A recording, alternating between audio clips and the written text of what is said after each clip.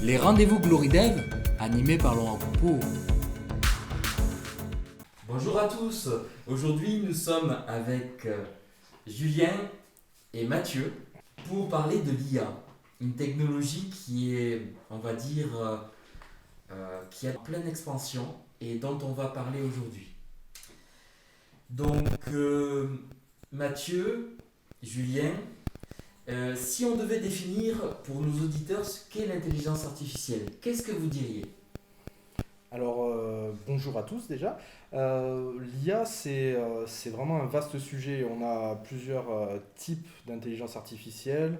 On peut avoir ce qu'on appelle aussi du machine learning. Mais en gros, si on veut simplifier, c'est vraiment apprendre à un ordinateur à effectuer une tâche que l'humain peut effectuer, mais dans laquelle l'ordinateur sera plus rapide et plus efficient. Par exemple, on peut avoir des tâches répétitives comme pour les logiciels de comptabilité, extraire des données de factures. On peut maintenant, avec l'intelligence artificielle, prendre en photo la facture et directement extraire les données fournisseurs, les données des montants hors taxes, etc. Et tout ça va être imputé dans mon logiciel de comptabilité.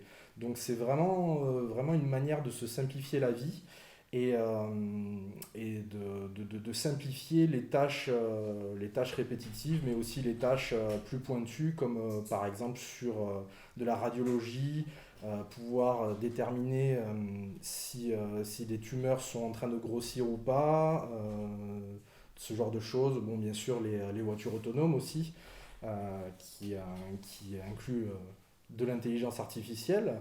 Voilà, en gros, on apprend à un ordinateur à effectuer une tâche à partir d'un dataset. Ce qu'on appelle un dataset, c'est un set de données qu'on va lui donner en entrée du programme pour pouvoir lui dire, ben voilà, quand tu as telle donnée, en théorie, l'output qu'on va avoir, c'est-à-dire la sortie du programme, va te donner ce résultat-là.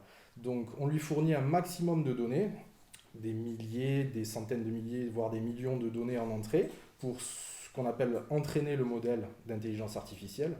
Et ensuite, le modèle, il va dire, ben voilà, maintenant quand je vois cette donnée et cette donnée, je pense que le résultat va être celui-là.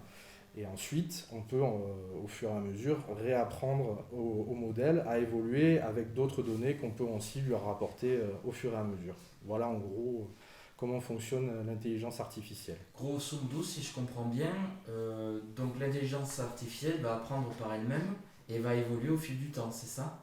Alors ça, c'est un sujet un peu... ça serait vraiment rentrer dans les intelligences artificielles autonomes et on n'en est pas encore là tout à fait. Ça, c'est le sujet qui revient souvent et qui fait un peu peur aux gens. C'est surtout l'intelligence artificielle qui serait un peu comme dans Terminator, capable d'apprendre d'elle-même et de se rendre compte que finalement, c'est les humains le problème sur Terre. Et là, on serait peut-être un petit peu embêté. Non, pour l'instant, on est vraiment à des intelligences artificielles bas niveau qui vont être entraînées, mais auxquelles, si on veut permettre une évolution, il va falloir réapprendre à partir d'un set de données qu'on va venir leur apporter en plus. Voilà, on n'est vraiment pas sur de la science-fiction pour l'instant. Peut-être qu'un jour on y arrivera, notamment avec, je pense à John Carmack qui travaille sur de l'intelligence artificielle autonome. C'est le créateur de Doom, si je ne dis pas de bêtises. Carmack, Doom ou Duke Nukem, je ne sais plus. Qui travaillait sur des moteurs 3D à l'époque, etc. Maintenant, il a laissé tomber tout ça et il est parti dans une optique de travailler sur de l'intelligence artificielle autonome. Et ça, vraiment, je pense que ça sera la prochaine étape de l'intelligence artificielle, mais on n'y est pas avant 10-15 ans au minimum. D'accord. Voilà. Bonjour à tous. Alors moi je voulais revenir un petit peu sur la genèse de l'IA. Donc, ce qu'il faut savoir c'est que l'IA en tant que telle, ça a été développé déjà il y a plusieurs décennies. Alors le principe, c'était de dupliquer la logique du cerveau humain avec le réseau de neurones. C'est-à-dire que comment est-ce qu'un humain fonctionne ? C'est à force de répéter, de voir un chat qui reconnaît que c'est un chat, en voyant tous les types de chats. Et donc l'IA, c'est exactement le même principe. Sauf que quand ça a été développé il y a plusieurs décennies, les machines n'étaient pas assez performantes et le résultat n'était pas convaincant. Aujourd'hui, quand ils ont refait le même principe de l'IA avec les réseaux de neurones, avec la puissance des machines, on a réussi à avoir des données intéressantes. Julien, Mathieu, quels sont les champs d'application de l'IA ? Alors là, c'est vraiment un vaste sujet. Je pense qu'on n'est pas du tout arrivé au bout encore de tout ce qu'on peut faire avec l'IA. Bon, actuellement, tout le monde connaît les voitures, les véhicules autonomes. Ça, c'est un premier champ d'application qui va permettre déjà de sauver des millions de vies et aussi dans la médecine. Donc, ce que je te disais tout à l'heure, au niveau de la radiologie, on a déjà des systèmes d'intelligence artificielle qui sont en place et qui peuvent faire le boulot d'un radiologue expérimenté avec un taux d'erreur inférieur à un radiologue. Euh, Qu'est-ce qu'on peut avoir aussi? Tout ce qui va être Smart City, ça va être aussi avec le déploiement de la 5G, on va avoir beaucoup d'applications qui vont se développer dans le domaine de l'intelligence artificielle. Après, l'intelligence artificielle actuellement, il faut quand même avoir un dataset de données assez important pour pouvoir mettre en place un modèle correct. Donc, il faut vraiment avoir une entreprise qui réussit à identifier son besoin sur l'intelligence artificielle, mais on peut aller dans tous les domaines, hein, j'ai envie de dire, que ce soit dans les équipes sportives pour reconnaître sur les temps de jeu, par exemple, savoir quelle phase de jeu amène le plus de progression, combien de temps les joueurs vont courir sur un match. Qu'est-ce qu'on a d'autre comme champ d'application? Euh, la reconnaissance faciale aussi. Ça, je ne sais pas si c'est vraiment une bonne chose, mais c'est vrai que l'IA est assez utile dans ce domaine-là. Je sais, enfin, on peut vraiment tout imaginer, hein, à partir du moment où on a une problématique, on peut réussir à la résoudre avec de l'IA. Après, c'est sûr que c'est toujours le problème de quand on n'a qu'un marteau, eh bien, tous les problèmes ressemblent à des clous et on a envie de taper dessus. Donc faut aussi pas forcément s'emballer et mettre de l'IA à toutes les sauces parce que c'est pas forcément pertinent non plus sur tous les projets. Par exemple, un site web classique, je vois pas où est-ce qu'on pourrait mettre de l'IA, si c'est juste, je sais pas, pour le vendre plus cher peut-être. Et sinon, voilà. Après, en domaine d'application spécifique, Les principaux domaines d'application, c'est vraiment pour tout ce qui est reconnaissance d'image. C'est là où l'IA, je trouve, est la plus pertinente. C'est vraiment pour reconnaître un visage, reconnaître une forme. Elle va y avoir le même principe que justement l'être humain, et c'est là ça va être vraiment pertinent. Si c'est pour faire un algorithme via une IA, ça n'a pas vraiment d'intérêt. Je suis impatient, Julien, Mathieu, de savoir en détail les projets sur lesquels vous travaillez tous les deux, sur lesquels vous avez travaillé, pour voir en fait les domaines d'application. Vous pouvez nous expliquer un petit peu tout ça? bien sûr. Alors, Ouais, je commence. Vas-y. Alors oui, donc moi je peux vous présenter donc un cas d'application qui est celui donc de Knot Standard qu'on a fait il y a quelques années, qui est une entreprise qui fait des costumes sur mesure aux États-Unis et qui pour ce faire a une usine de production en Chine qui faisait les costumes, c'est-à-dire qui prenait simplement les mesures sur le client, donc longueur de bras, tour de taille, etc. Et l'usine fabriquait le costume avec les mesures finales du costume. L'objectif était de changer d'usine car ils trouvaient que la qualité n'était pas idéale. Et ce qu'ils ont fait, c'est qu'ils ont demandé du coup un modèle, parce qu'ils ne savaient pas comment mesurer, comment avoir les dimensions finales d'un costume. Donc nous on a dû entraîner un modèle pour Chaque mensuration. pour chacune des mensurations là, pour savoir quelle était leur méthode de calcul. Voilà. Donc ce qu'il faut savoir, c'est qu'on avait un énorme dataset, on avait l'ensemble des commandes qui avaient déjà été faites, et donc à partir de ça, on a pu pour certains cas, avoir un simple algorithme pour deviner comment est-ce qu'étaient faites les mesures en fonction du tour de taille, etc. Et pour d'autres, par contre, c'était impossible à trouver. Donc c'est là où l'IA a permis de savoir précisément comment trouver les mensurations du costume fini. Un autre cas, avec la même entreprise, c'était pour prévoir la possibilité de retour sur un costume. C'est-à-dire de savoir le nombre de chances qu'il y ait d'avoir un retour sur un costume, du fait d'une mauvaise prise de mesure ou autre. Ouais, la probabilité d'un retour de costume et et d'une retouche sur un costume qui a été fabriqué sur mesure. Donc ça, c'est sur une entreprise qui fait des produits qui sont quand même assez chers et qui sont sur mesure, donc du coup, qui ne peuvent pas être revendus. Connaître la probabilité qu'il y ait une retouche ou un souci sur un costume, c'est quand même quelque chose qui leur permet d'en amont de voir ce qui va se passer et de pouvoir réagir en fonction de ces données-là. Donc c'est quelque chose qui leur fait économiser en retouche chez les tailleurs, et c'est pas mal. Un autre projet qu'on a fait pour cette société-là aussi, toujours Knos Standard, c'était un système d'intelligence artificielle qui est capable de reconnaître sur un tissu la couleur et le motif du tissu. Donc ça, c'est utile dans une base de données sur un site internet pour pouvoir afficher tout simplement directement à partir d'une photo de ce tissu-là, savoir, voilà, écoute, on peut proposer ce costume-là en bleu avec un motif croisillon ou en vert, etc. pour pouvoir définir des options automatiquement sur les costumes. C'était un modèle assez simple entre guillemets qu'il a fallu aussi entraîner avec des tissus qui étaient déjà tagués comme on dit, qui étaient déjà donc identifiés comme couleur bleu, vert, etc. et les motifs aussi. Et ensuite du coup on a déployé ce modèle qui automatiquement en fonction des photos permet de classifier dans notre base de données les couleurs et les motifs des différents tissus. Ça c'était un projet aussi qu'on a fait avec TensorFlow.js. Et un autre projet sur lequel on va travailler peut-être très prochainement, c'est une application mobile pour notamment le groupe LG à Perpignan, qui permet en prenant des photos, donc la problématique c'est que pour les ventes des véhicules d'occasion, ils ont du mal à avoir des photos standardisées, c'est-à-dire qu'on a différents angles, différents éclairages à chaque fois que c'est un téléphone ou un autre qui prend des photos.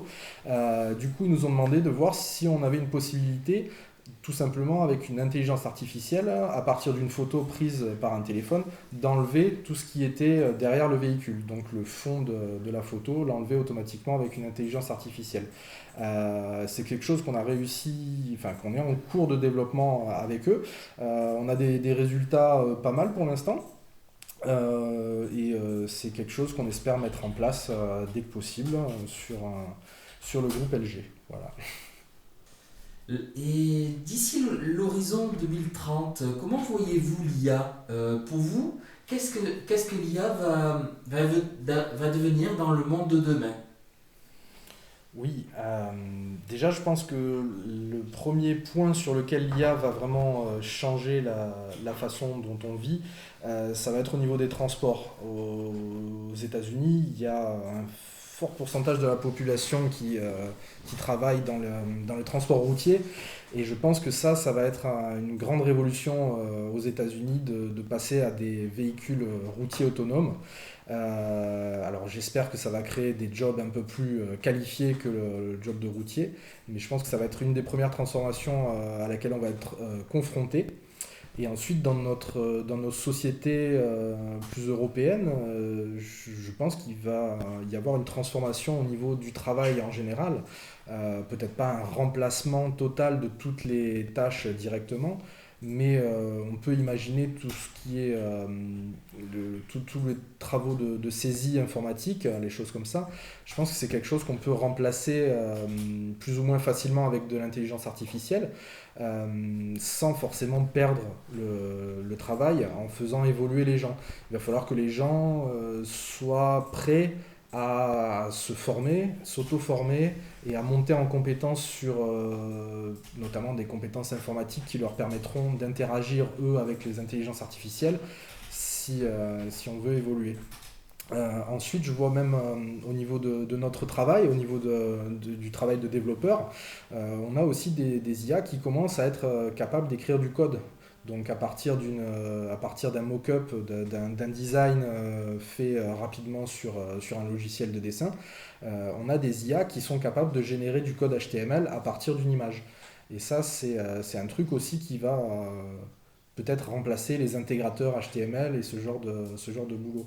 Donc il va falloir se remettre en question surtout et pas prendre l'IA comme quelque chose qui va nous remplacer, mais un autre outil comme l'a été Internet, comme l'a été l'informatique avant, un outil avec lequel il va falloir apprendre à travailler en collaboration et apprendre à maîtriser pour pouvoir continuer à travailler dans les meilleures conditions. C'est ce que je vois comme évolution. Mathieu, qu'est-ce que tu en penses ?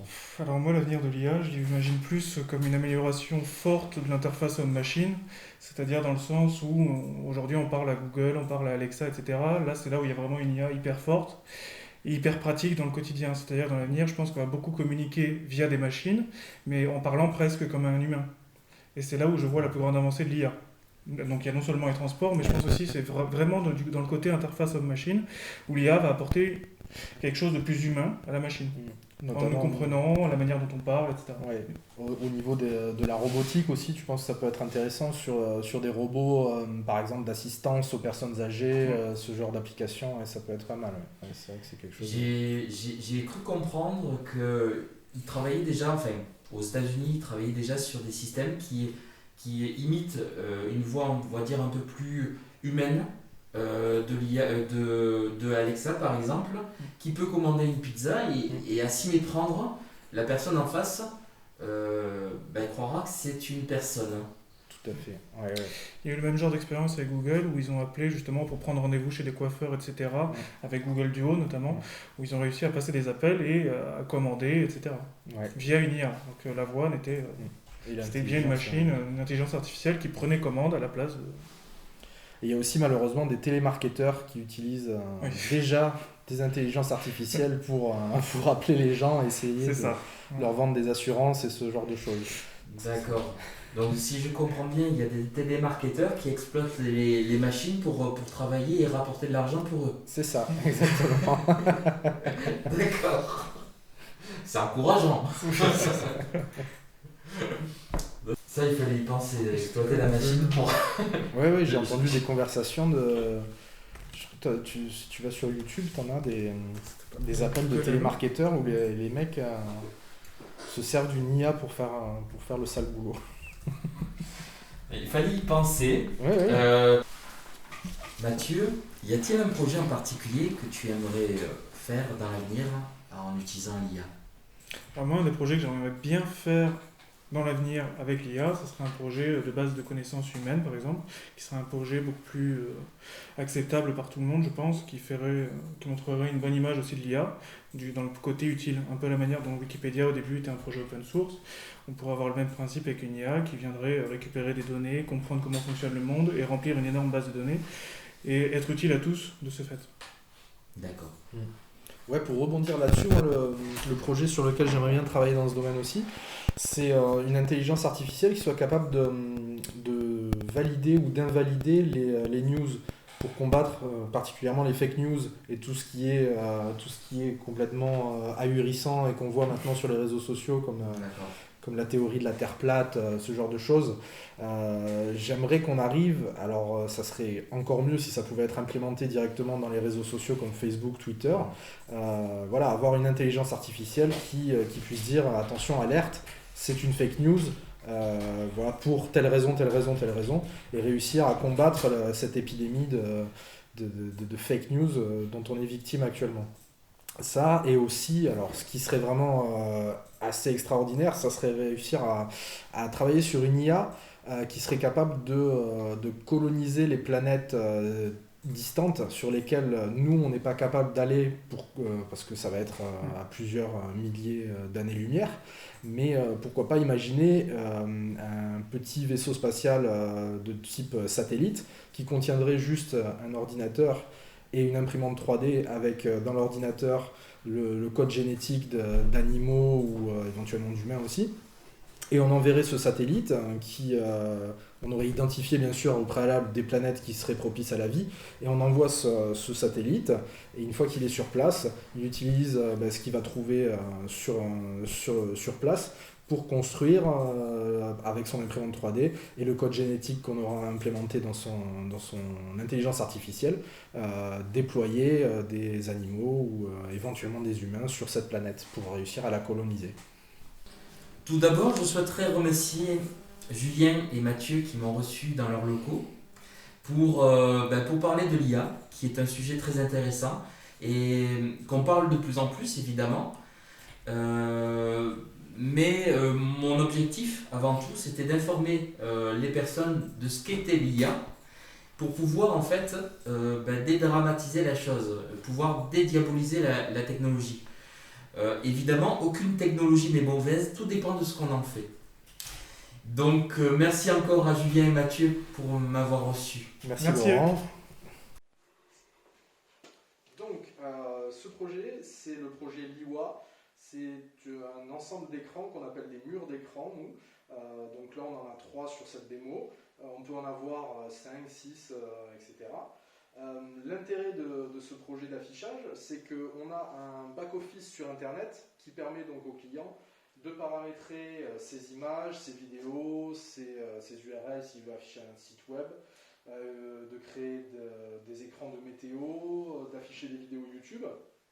Et ensuite de programmer donc l'affichage de ces écrans et aussi et surtout de pouvoir, grâce à une télécommande, je ne sais pas si on la voit là, hop, sur mon téléphone portable, de pouvoir choisir quelle scène je dois afficher en temps réel et ensuite l'affichage s'adapte à ce que j'ai demandé sur mon téléphone portable. On a aussi la possibilité de lancer une scène avec Alexa. Alexa, demande à l'IWA d'afficher la scène Formule 1. Ok, j'affiche la scène Formule 1. Voilà, donc ça permet, notamment toujours pour notre client Knos Standard qui est aux États-Unis, d'afficher différentes scènes en fonction de ce qu'ils veulent présenter aux clients. On a donc, on n'a pas encore signé de contrat avec Intermarché, mais on va déployer cette solution sur les magasins Intermarché de Cavestany et d'Argelès au rayon Marais pour afficher les promotions. Pour l'instant, on est aussi en discussion avec notamment l'aéroport de Montpellier qui est intéressé aussi par cette solution pour afficher les vols au départ et à l'arrivée ainsi que toutes les promos des différents magasins de l'aéroport. Voilà, donc ça c'est un peu une solution qui est en cours de développement, qui ne contient pas d'IA. On est en train de travailler sur une petite webcam qui viendra se mettre sur le mur et qui permettra de détecter si la personne porte son masque ou pas et si la personne ne porte pas le masque ou ne le porte pas bien, d'afficher une petite scène de rappel, information coronavirus, etc. pour remettre un petit coup aux gens qui ne portent pas le masque. Voilà.